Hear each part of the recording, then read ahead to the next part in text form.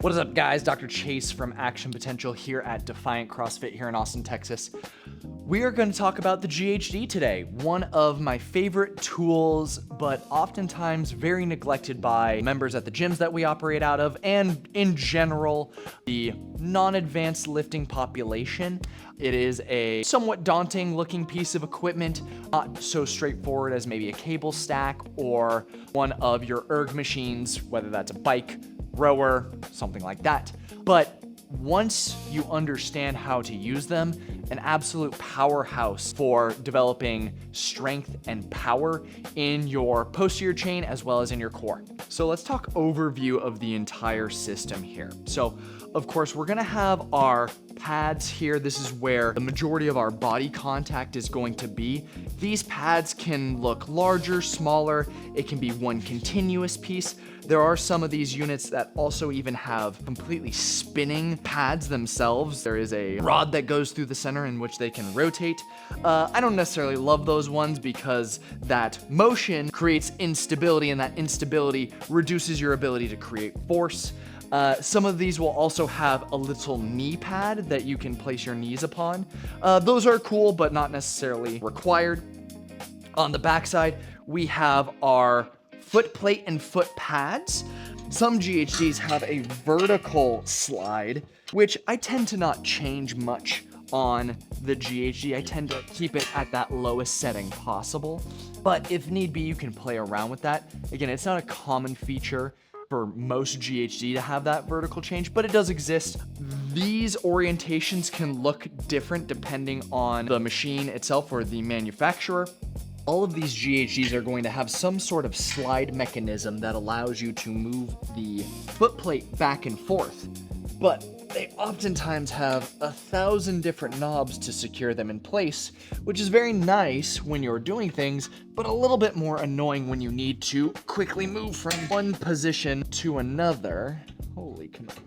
Right, so you can see this is a little bit of a nightmare to move back and forth quickly on the fly. But once I find distance, the position that is right for me, I'm always gonna make sure that I secure these down so that I don't have any mishaps with the machine itself. This GHD has two on either side to lock you in place. Sometimes the GHDs have more of a slide mechanism that becomes a little bit of a ease to move them back and forth quicker, but they don't tend to be as stable because of that. This guy has a singular screw into slide mechanism, so I can slide it back and forth a little bit easier. But again, once I got it down, we'll lock it in place. Always check the equipment to make sure that it is tight and locked into place. This wiggle from this loose bolt here, one, of course, is unsafe. We don't necessarily love that, which we'll get that cleaned up here later. But two, with that play that comes in, when we don't have a stable surface to operate off of, we can't elicit as much power or strength. So whether that's for my posterior chain, doing some of the hamstring or glute work, or my anterior chain, my core, my hip flexors, if I try to create movement off of this unstable platform, I tend to get less power because your body doesn't feel stable. And when you're unstable, you're not likely to evoke all of your motor units and create that explosive power. So a little bit about the GHD. The GHD has been around for some time now. We know that around the 50s, it was developed somewhere in Russia, although I cannot find for the life of me any original documents, but around the 70s and 80s is when it started to become a little bit more popular. Individuals like Bud Carniga and Michael Yesis were some of the first to incorporate the GHD into modern weightlifting culture, and now you can find them more commonly at most CrossFit gyms. Now, the main reason that these pieces of equipment exist are for, as the name prescribes, to improve your glute and hamstring development. The GHD, the glute hamstring developer, but we can also use the GHD for improving core strength and core awareness, as well as some uncommon ways by incorporating mobility drills where we can mobilize the spine and some other musculature as well. So let me show you how to rock and roll with this thing. Let's say working on our posterior chain, hamstrings, glutes, low back. I'm gonna make sure that I get my device set up exactly where I want it to. For my hamstrings, I wanna make sure that the foot plate and the pad is going to be the perfect distance so that the tip of my knee goes into the front edge of the pad here, or you can call it the back edge of the pad, and my feet are flat on the pad back here. So I'll probably have to bring that forward one. From here, I'm gonna get up. Always recommend keeping 2 hands on the pad as I get myself in, and then I slide down. Fantastic. From here, again, there's plenty of different variations of exercises that we can do. Hamstring drills like the razor curl, the Nordic curl. I can also work on glute extensions. I can work on low back extensions, but I always want to make sure that I'm nice and secure. So once I'm done with my reps, I always like to, again, sit back onto the pads. That way I have all of my weight to make it very easy to bring my legs in and out. Some people will keep their torsos up over the top here, which isn't necessarily wrong, but I find that if I bring myself back, one, I'm getting a nice little quad mobilization on one side, and this makes it relatively easy to come down. I can put my foot on this horizontal bar. Some GHD machines have even a platform here that you can stand on. For more core-centric applications, I'll do the same thing, but in reverse. So make sure that I have my unit set in place. Come here, sit my booty up on it, and I'm locking my ankles in.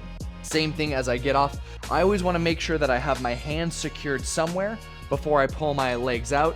I have seen people try to quickly take their legs out, getting on and off the GHD, and take a stumble. The most dangerous part of operating on the GHD is going to be, 1, the equipment setup, and 2, getting on and getting off.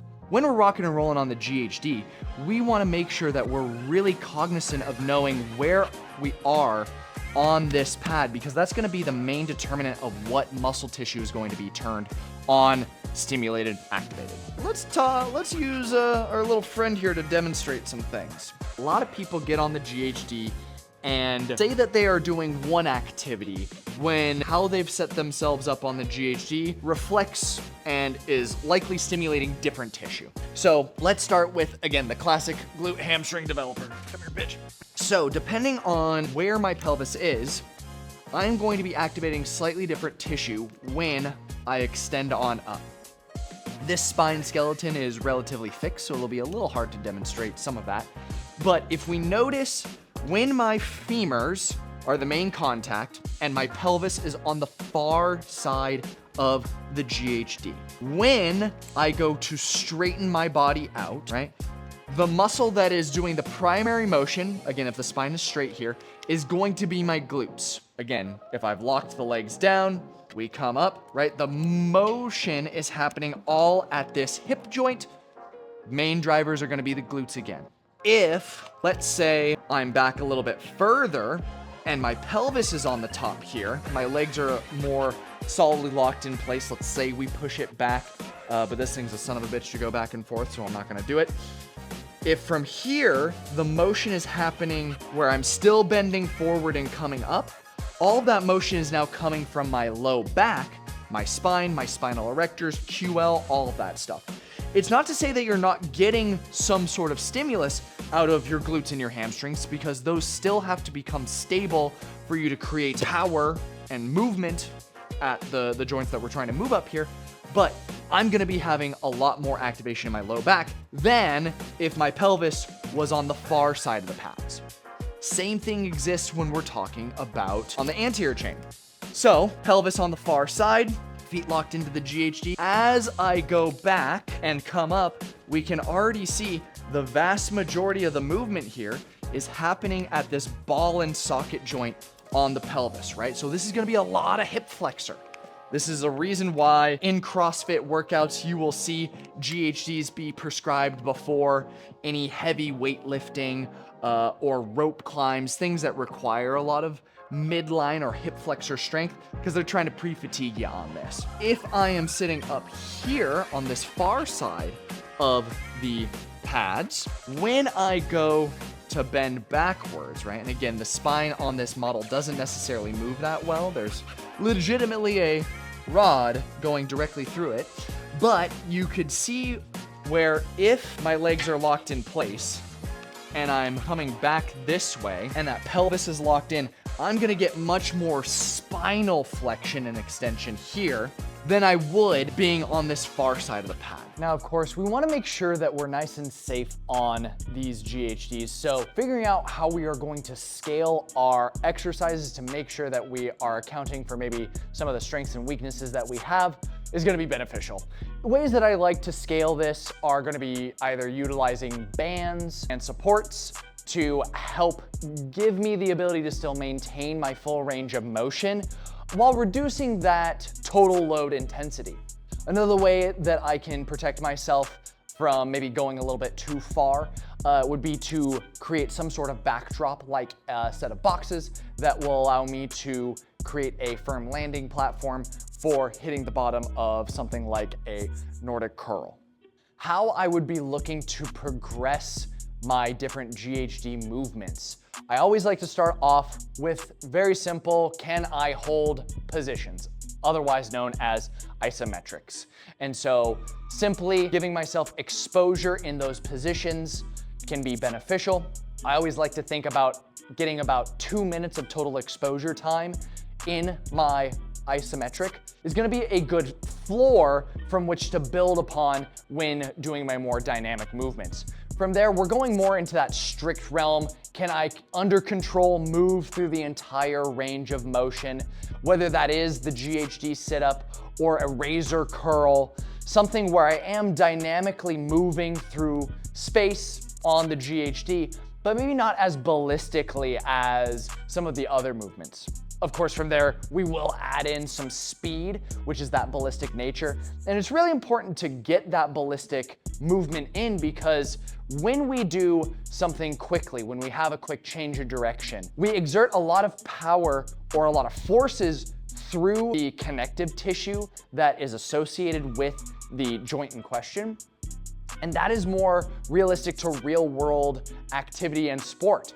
We know that when we're running, our knees can exhibit anywhere from 3 to 7 times our body weight of compressile force, as well as when I'm doing something like the second pull for a snatch or a clean, that's going to be 150% of my body weight plus the bar altogether. So again, a lot of forces going through the body. And so we wanna make sure that we do the same thing when we're doing our slightly more isolated movements. Finally, from there, we can go one or two ways. We can either do single leg variations if that's a possibility, something like a single leg hip flexor raise, or I can start to add some weight with a med ball, bands, things like that. All right, guys, well, hopefully that was a great guide setup for how to utilize the GHD, when we would utilize it for hitting things like our anterior chain or posterior chain, hamstrings, glutes, core musculature, all of the above. If you're interested in the shirts, link is gonna be in the description for these and all of the other action potential shirts that you could possibly ever want. If you haven't already, like and subscribe. That gives us tons of information to